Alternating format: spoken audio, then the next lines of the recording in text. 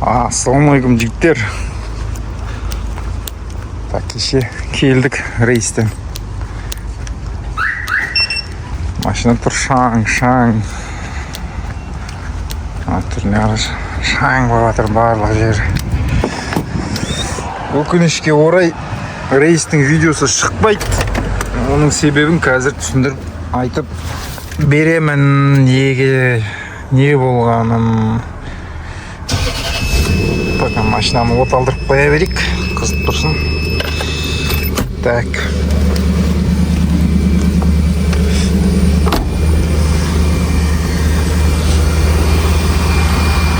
Машина осы қазір мойға кіргіземіз, майын ауыстырамыз. Бұл видео осы рейстен кейін болатын процедуралар жайлы түсіндіріп, сондай видео шығарайын деп түсіріп жатырмын ғой, короче. Неқта артым мынандай болып жатыр. Кеше Ақтөбеден артыма 18 бұзау алғам, ішін бәрі бычыт болып жатыр. Пыстаған, короче, мына іште шөбет, кеше бірден шөбін түсіріп, сыпырып сөйтіп қойдым. Қазір мойкаға кіргізу керек, іші сасып кеткен арт жағы.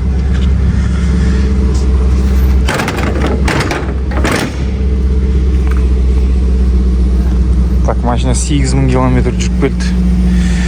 Шымкенттен Бишкекке, Бишкектен Грозныйға и Грозныйдан обратно 8000 километрдей болды ғой. Жак сұраған жігіттер, жак сатылымда тұр, анау тұр. 10 күн болды тұрғанына, қозғалмай сол жерде. Сатылымда жак жігіттер, хабарласыңдар.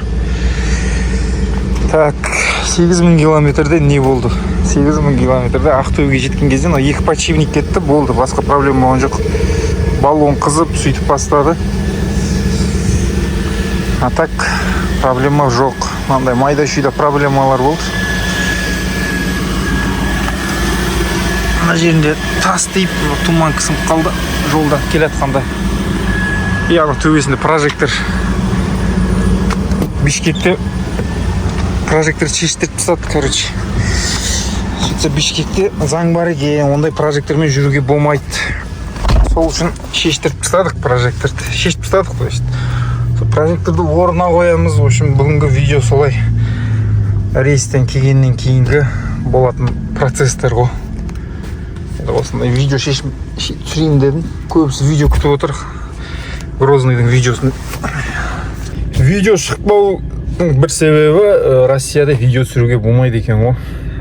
Сөйтіп видео түсіріп келе жатқанда біреу көріп қойған ба, или камерадан көрді ма, короче, ізімнен полицейскийлер келіп документім сұрап, мен пассажир болып отырғам негізі. Сөйтіп документім сұрап, телефонға видео түсірдім, видеоңызды көрейін деп видеоны көрді. Болып жатқан жағдайларға байланысты ол жерде видеоға түсіруге болмайды екен. Оның үстіне өзіміздің қазақ жігіттер гаишниктерді камера очкимен видеоға түсірген. Содан кейін, в общем, жаман қатты қадағалап отыр. Содан кейін амал жоқ, сол айтуымен штрафымызды алдық. Сосын видеоны өшіріп тастадық. Сол жерде бүкіл видеоның бәрін өшіріп тастады. Сондай жағдайлар болды, сондай қызық жағдайлар.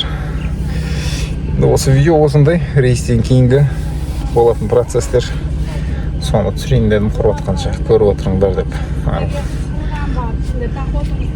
Сол, как обычно, лайк, комментарий дегенде өздерің білесіңдер, жігіттер айтпасам да уже.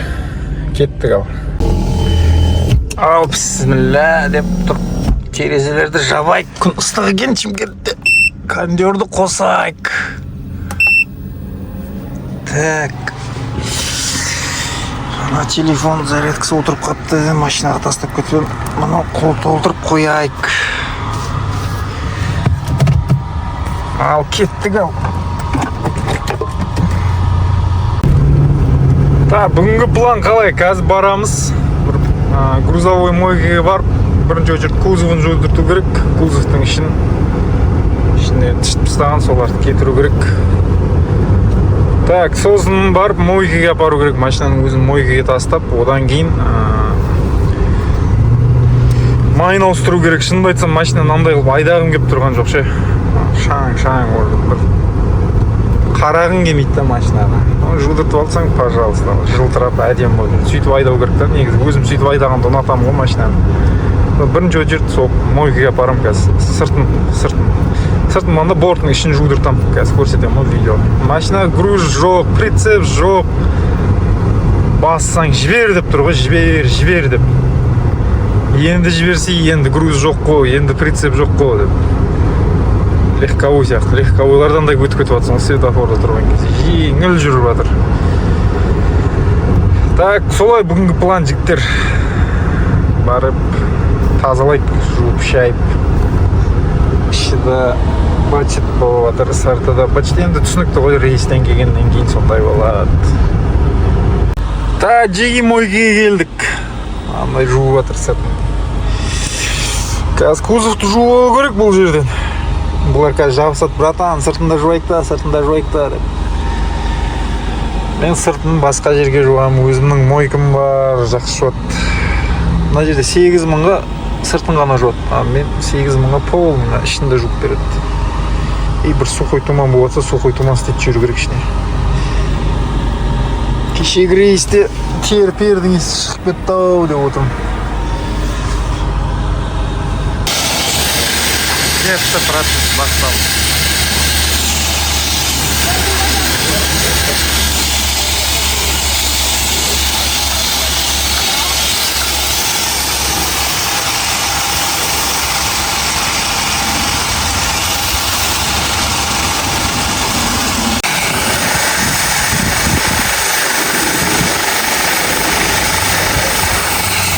Ағып жатыр бәрі.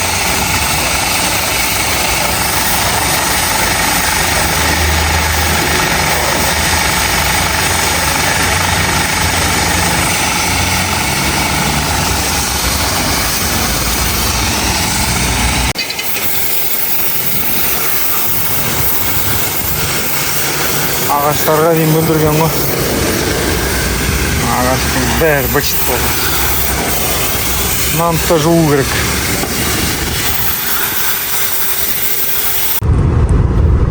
Кузовты жуып алдық. Зыңғыл жуып берді жігіттер. Ырза болды ме? 2000 теңге алды ғой. Так, енді мойкаға барамыз енді. Мойка. Сыртын жуып берейік. Братан, мынандай машинаны қалай айдап жүрсің, мынандай қылып деп. Жабысты олар. Мен сыртын өзімнің клиентім бар, соған жуым керек, бармасам ренжиді деп айтып түсіндір, сөйтіп шығып кеттік. 8 мыңға жуып береді олар, жақсы жуады сыртын. Тек қана сыртын жуады, пена шашып, шайып береді, болды, терезе, қалған бәрін, ішін ашпайды есік. Қалған бәрін өздері жуып аласың, ішін сыртын. Одан да 8 мыңға Суннат деген жігітке барамыз қазір, Манкентте. 8 мың теңгеге зыңғыл жуып береді, ішін сыртын. И бір плюс сухой туман болатса, сухой туман ордат жүру керек. Көңіл орнына түсті 50%, арқа сасып жүреді. Төбесін ашып қойдым пока, кебе берсін деп. Енді Манкентке барамыз. Мынау білмейтіндер болса, Ақсукент деген жер. Білетіндер болса, білет бұл жерді.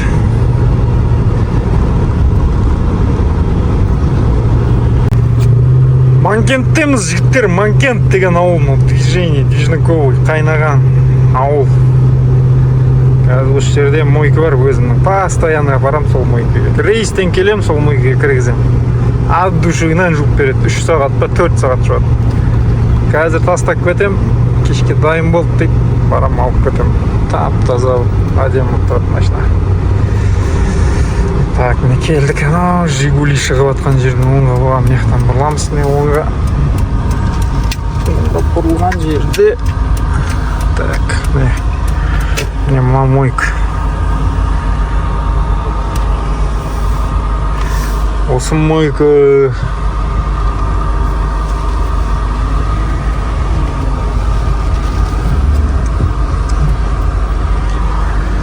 Мына жерде ұзыннан кіргізеді. Ана жерде есік бар. Полный 3 бокс табады, газельді кіргізеді. Мұнан бәрін жауып тастайды, ішінде жуады.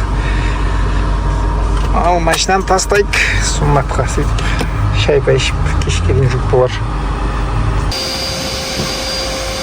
Машинаны кіргіздік. 1-2 сағат күте тұр, 2-3 жігіт қой жуып тастаймыз дейді.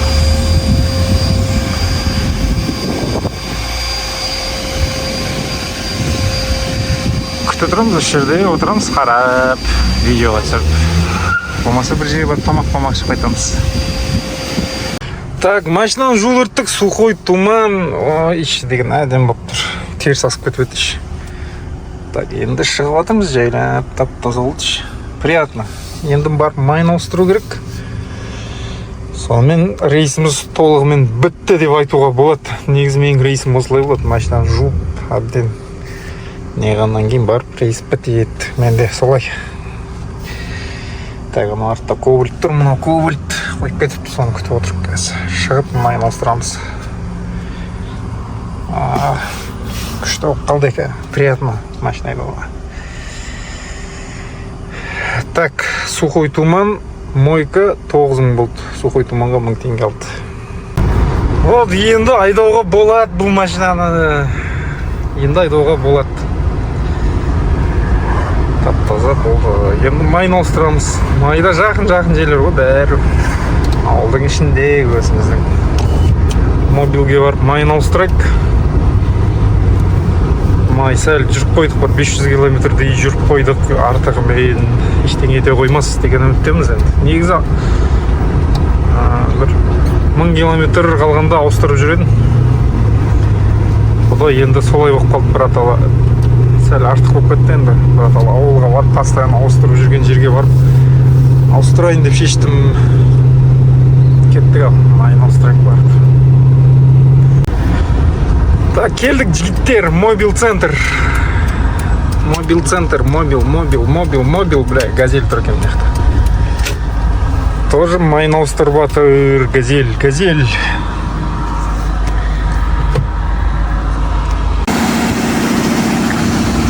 Мобил центр. Чё там? Вид қалай, вид. Так, мына жерде мынандай бар, мынаны істеу керек. Мынаны істеу керек, мынау сынып кеткен, осыны ауыстыру керек. Мына жер штекері еріп кеткен. Осыны да істеу керек. Төбесіне прожекторды қою керек.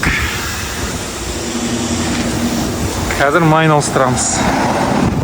Аналар, по-моему, ертең істейм, асықпай, демалайық. Әлі 1 сағатта демалған жоқпыз.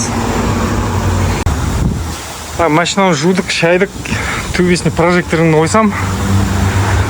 Полный обзор болады, жігіттер, обзор. Бұған әлі обзор түсірген жоқпын ғой. Полный обзор болады, құдай қаласа, күтіңдер. Жақын арада шығарат жанымыз. Келесі рейске кетем дегенше. Айтпесе бәрі сұрап атырды, Ақсукенттікі ма деп. Ақсукент газель. Әлі обзорда істеген жоқпыз бұған. Бір обзор істеден, оны видеоны өшіріп тастапты YouTube. Так что жақын арада шығады обзор. Прожекторын қойып алайыншы. Прожекторсыз вообще ұнап тұрған жоқ видше. Пока майын ауыстырып алды.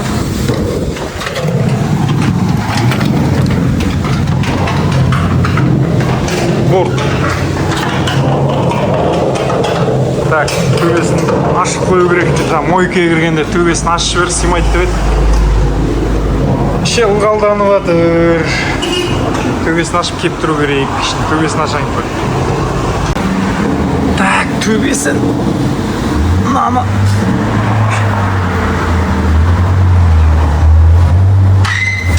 Аппа, көтереміз ана.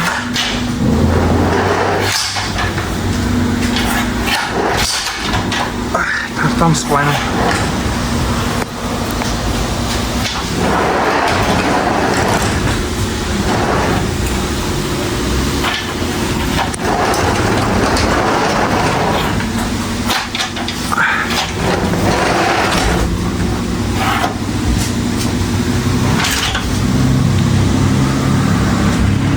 Төбесін ашты.